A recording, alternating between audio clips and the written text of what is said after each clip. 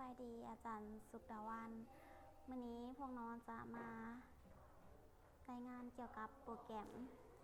การใช้งานของพยัญชนะภาษาลาวขั้นตอนทำอิฐพวกเราก็เข้าสู่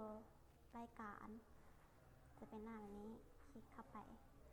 จะเป็นหน้าต่างแบบนี้เนาะถ้าว่าเราจะกดเข้าพยัญชนะก็เป็นนี้จะเป็นหูกอไก่ออกมา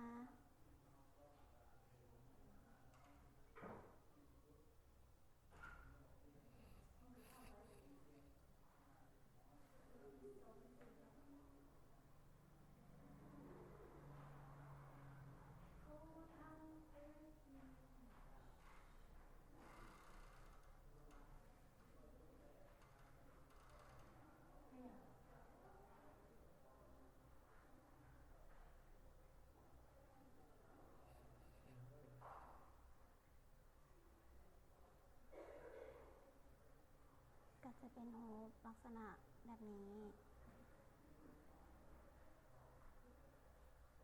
โดยแล้วก็คลิกออกจากระบบ